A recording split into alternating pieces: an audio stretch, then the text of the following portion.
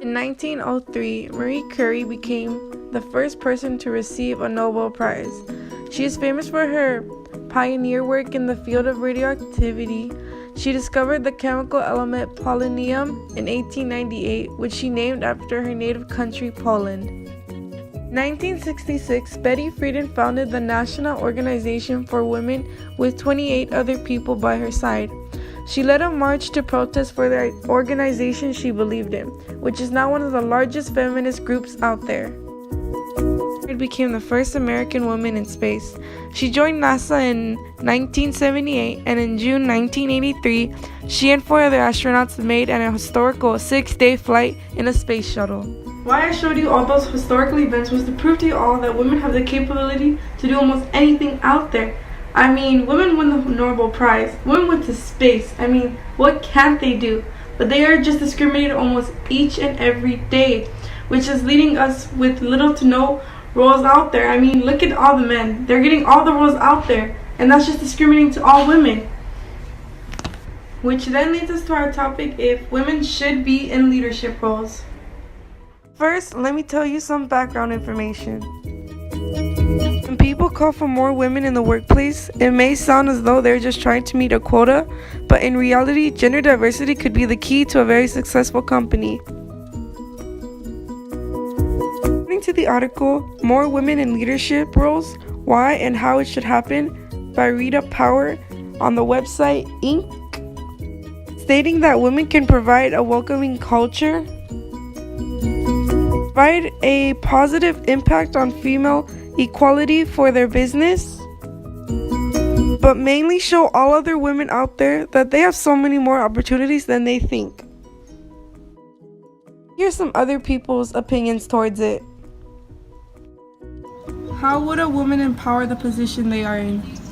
So I think it's important for them to make sure to listen to whomever they are leading, because a good leader would understand what her people, what her workers, what her students need, and not let the power go to her head. Essentially, sometimes we see that with leaders, they take advantage of things. So to be someone that would be a role model for everyone. Why do you feel it is important for women to have leadership roles? So I think this is an excellent question. Women should definitely have leadership roles, especially as a teacher. 50% of my students are female.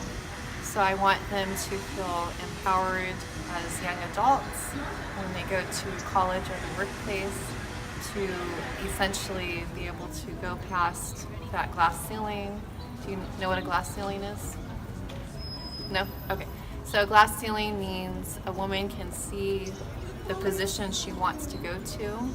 She can see it, but then it's blocking her. And a lot of times, women sometimes might not be as vocal as men. Some may be women that they're too emotional, that they can't be in leadership roles. But I think as a woman, whether it's science, medicine, doctor, whatever it might be, it's good to get the highest level that they can do. And that's why I encourage young women at Savannah to join different types of clubs and other organizations so they can see what it takes to become a leader. Why do you feel it is important for women to have leadership roles? Well, I think that it really shouldn't come down to one sex or the other, any gender. I think it should come down to whoever's the best person for the job. So I think it's just as important for women to fill roles as men. Whoever can lead people and do the best job possible is the one that should have the position. How would a woman empower the position they are in? Unfortunately, I don't think that in all cases women right now would bring that power to the position as a man would. I think that there's still a little bit of room for growth for us as a society or as a community. However, for myself, I've had plenty of women bosses and men bosses, and again, it really hasn't mattered to me who the boss is. I just worry about the performance and whether they're able to get the most out of the people that are on their team. So I think a woman can bring just as much or more power to a position based on her performance. What are some downsides on having women as leaders? All right, let me give you one downside. They get all cranky, right? And then you know, they get emotional and overly attached on stuff. So there you go.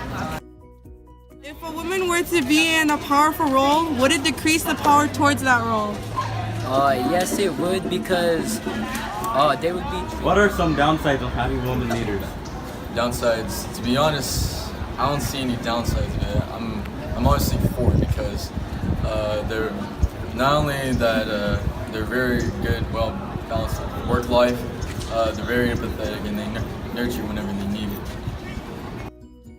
If a woman were to be in a powerful role, would it decrease the power towards that role?